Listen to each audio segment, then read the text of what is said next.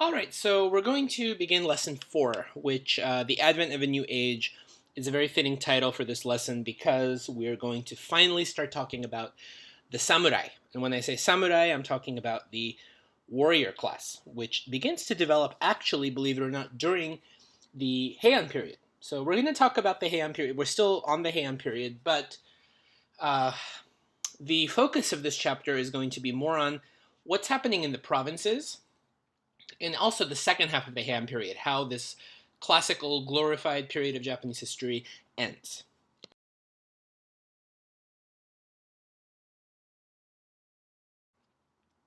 So by the mid 1100s, which is where we've left off in the previous chapter, over half of the land that was utilized for cultivating rice in the countryside of Japan. So that means outside of Kyoto and different islands, different parts of Honshu, outside of the capital. Over half of the land was in the hands of three groups of people. The imperial family controlled a vast amount of land. Other aristocratic families, the Fujiwara family, right, other noble families, also controlled most of it. And also Shinto shrines and Buddhist temples, estates, they controlled vast amounts of territory as well.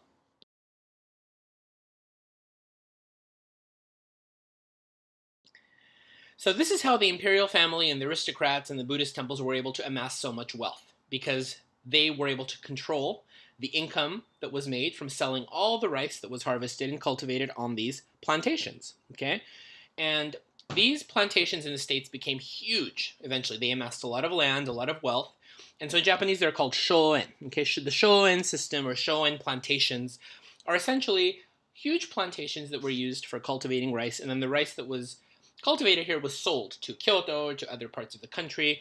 And who kept it? Who kept the money? Well, the people who owned the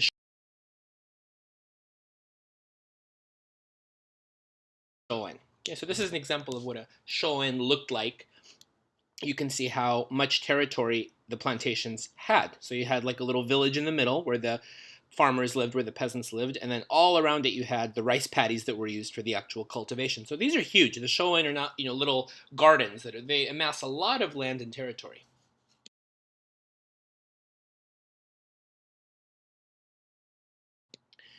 And of course, the people who are doing all the work are the farmers and the peasants, right? They don't own the land themselves. They're allowed to live there. They're allowed to keep a small amount of the rice to feed themselves and their families, but essentially they're treated like slaves, right? They're the ones who are doing all the cultivating, and then they have to give whatever they have to the owners of the plantations, whether they be the imperial family or the aristocratic families or the Buddhist temples and Shinto shrines.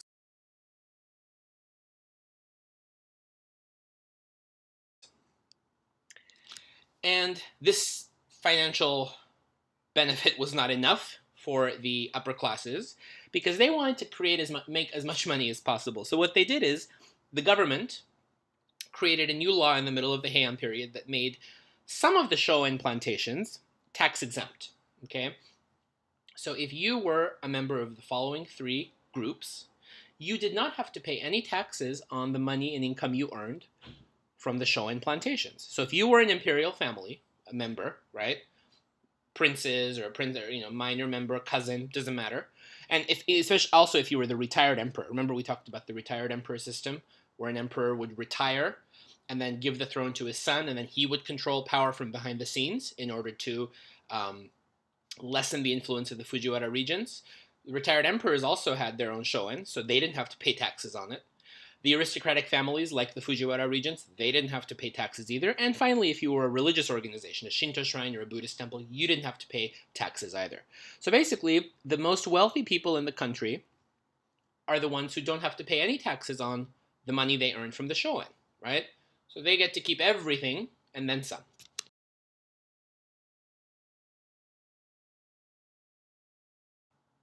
And many smaller landowners who maybe, I don't want to use the term middle class because that didn't really exist, but you might have been from a smaller aristocratic family. You didn't have the influence of, say, the Fujiwara, right? You were kind of in the middle. You weren't that rich. You weren't that influential, but you had amassed some land. You had a shoen of your own. These smaller landowners who were not tax exempt, they had to pay. Basically, they had to make up all the taxes that the previous three groups I mentioned, the imperial family, the aristocrats, and the religious temples and shrines, didn't have to pay. these landowners, the smaller landowners, couldn't survive. They had to pay all the taxes. So they ended up saying, you know what, we can't keep up. Let's just sell our land to the imperial family and we'll work for you. So, you're tax exempt, so we'll give you our land, we'll sell you our land, and we'll just work for you and get a piece of the pie. Okay? So what happens to the imperial family shoen plantations? Their land, the land of the poorer landowners, is added on to the imperial family shoen, right? So the imperial family gets a whole bunch of land added onto their plantations, and the smaller landowners essentially now have nothing. They basically have to work on the land that was once theirs, but now belongs to the imperial family or the aristocratic families who rake in all the profit.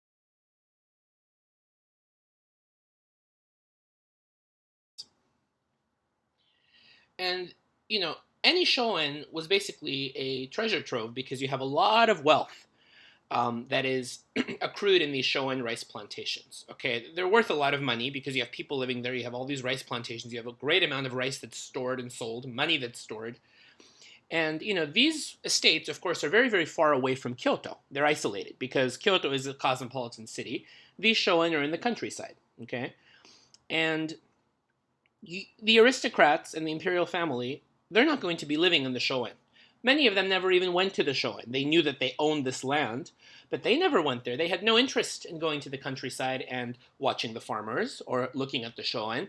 They wanted to be in Kyoto and compose their poetry and enjoy their time doing what aristocrats do.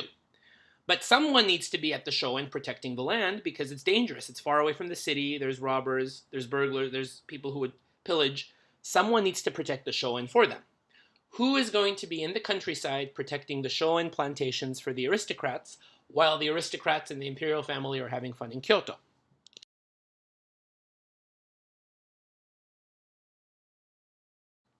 That's how the samurai class, the military warrior class, came about. The warriors were needed to protect the shoen plantations in the countryside on behalf of the aristocracy. The aristocrats are not going to be doing it. They have no interest in seeing what's happening in the countryside at the shoen, so they hire warriors to be in the countryside to look after the shoen for them on their behalf and to keep the peace. That's how the samurai class was born, right in the Heian period.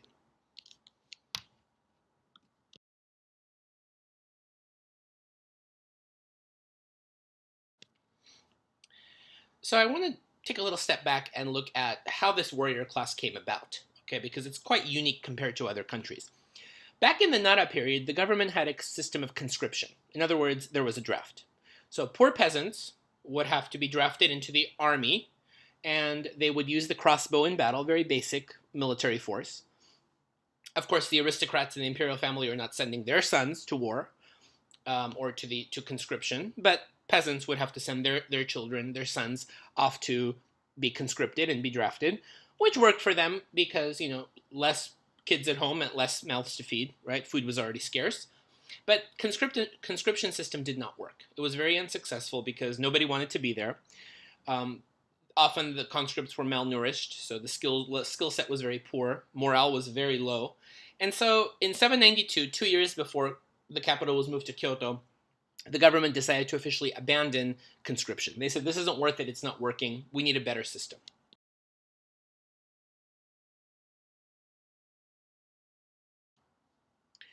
So what happened is, eventually, throughout the centuries, a soldier, an army, or a warrior class would only come from specific warrior families. These were often families in the countryside, very boorish, very tough. They were very into the military arts and defending and keeping the peace, right? And so these warrior families devoted their entire lives, from the time they were born until their death, to military warfare, how to ride horses, how to use the crossbow, how to hone these skills. And they would always pass on these skills to their children, to their grandchildren, right? So if you wanted to be a warrior, you had to come from these specific warrior families that were from the countryside, that were skilled in warfare. They were tough, right? They knew what they were doing. And so that's how the samurai class evolved. These warrior families, there are many of them, who were skilled in the military arts. They knew what they were doing. They were skilled in military warfare, horseback riding, crossbow, etc. They eventually, this was the birth of the samurai class. But you had to be part of these warrior families to receive this training from your ancestors and pass it on to the next generation.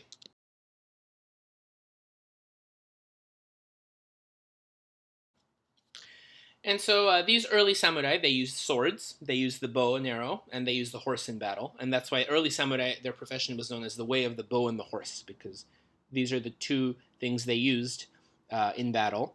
And they were very successful because these warrior clans, they devoted their entire life to military training. Right? They wanted to be there. That was who they were. That defined them. They weren't conscripts who were forced to fight in the army.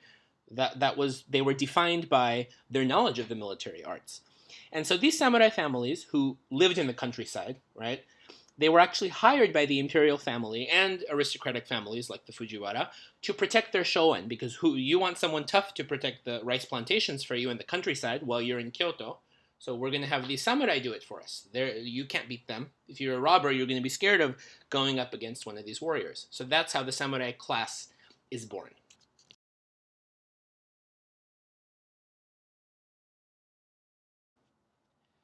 And so by the mid 1100s, where we've left off, you have many, many warrior clans and families in the countryside becoming established.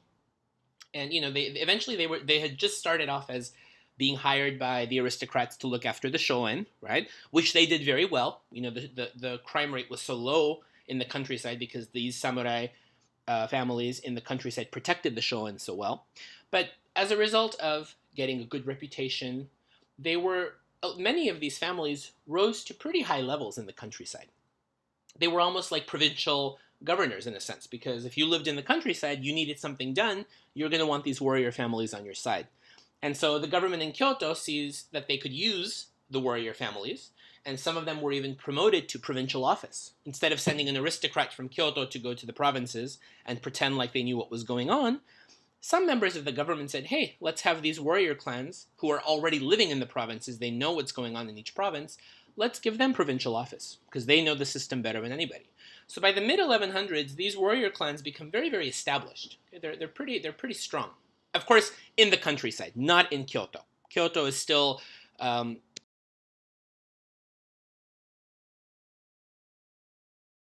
full of aristocratic culture, aristocratic clans, the Fujiwara family, the imperial family. The warrior clans are very, very different from that. Okay, they're quite different from the Kyoto aristocratic families that we've been learning about. And you can even see in this picture the way they're dressed.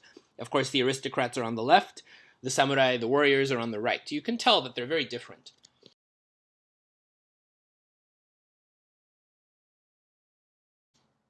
And there are two main differences. The first difference is the Kyoto aristocratic clans were based in Kyoto. They never left Kyoto. That was the whole point why they needed the warriors to protect the shoen on their behalf. Okay?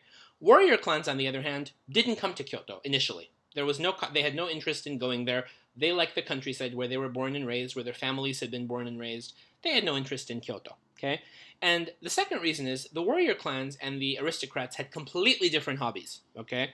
The warrior clans could care less about politics, could care less about Heian poetry, waka, or the tale of Genji, art, architecture. They could care less about these concepts. It was foreign to them. Okay? All they cared about was honing their own warrior culture, the military arts, how to use the sword correctly, how to fight in battle correctly, upholding their sense of honor as a military man, how to be a warrior. So this was very, very foreign to the Kyoto aristocrats. And for this reason, the Kyoto aristocrats often looked down on the samurai. They looked down on them as peasants, as country bumpkins, because of course the warriors have never been to Kyoto, so they are not familiar with things that the Kyoto aristocrats consider to be classy. So initially they looked down on the samurai. They said, these country bumpkins don't know anything. Let's just use them to protect our plantations. There's no way they could ever have political office. They're just country bumpkins. Okay, and then the warriors conversely didn't understand, the very rigid Kyoto court culture, aristocratic culture that we see in the Heian period.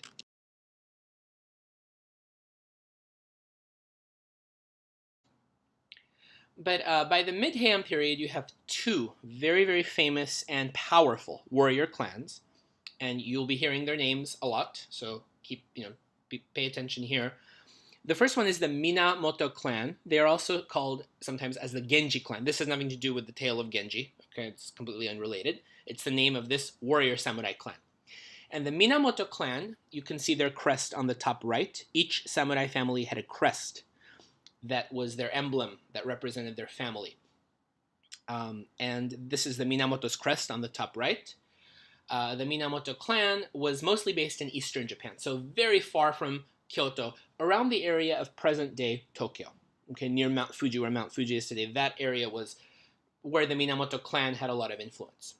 You also have the second main clan is the Taira clan, okay, and they're also known sometimes as the Heike clan, okay. They were mostly based in western Japan, to the areas west of Kyoto, okay, and that's their crest on the bottom right. So I'm sure you can probably deduce the fact that the Minamoto and the Taira are not the best of friends, okay. They're rivals because they're two powerful clans and they're both based in different areas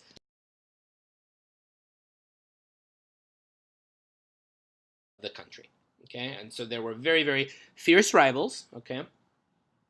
And by the 1150s, the Taira and the Minamoto clans had been around for so long, they had become so powerful and influential as a result of it, first off protecting the shoen, and from there becoming influential in their respective provinces with a lot of money, that they start coming to Kyoto and getting involved in politics of the late Heian period. Okay, and the late Heian period is basically characterized by lots of political intrigues. You could teach an entire class based on the drama that took place in the late Heian period, but really it's not that consequential. The drama of the late Heian period is basically squabbles between the Fujiwara family and the retired emperors. You might remember that due to the retired emperor system, the imperial family stops listening so much to the Fujiwara family because now you have a retired emperor behind the scenes telling his son what to do. So the new emperor is not going to listen much to the Fujiwara family, his mom's side anymore, because he has his dad telling him what to do. What better advisor than your father, right? Who's been an emperor and knows the job better than you. So the late Heian period, you see a lot of drama between the retired emperor and the Fujiwara regent, and it's like a chess game. One person does this and the other person does that to check them, and then the other one does this, and then they die and it continues again with the next generation. So it's really just inconsequential. But the important thing about that is because they were getting so obsessed with their own power struggles, it gives a chance for these warrior clans, the Taira and the Minamoto clans, to come to Kyoto and start getting involved in these political intrigues and start picking sides and getting involved in the political situations of the day.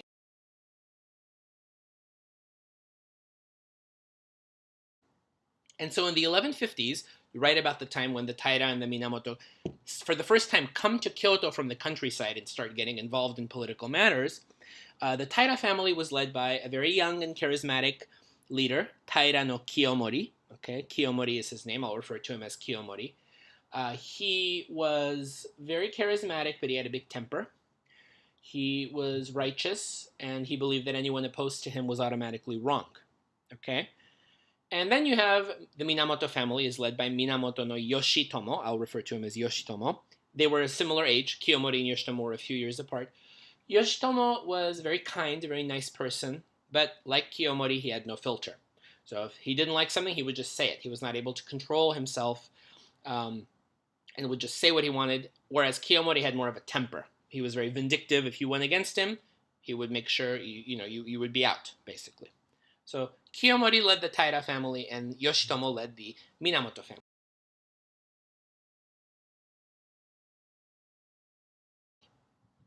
And both Kiyomori and Yoshitomo came to Kyoto in the 1150s.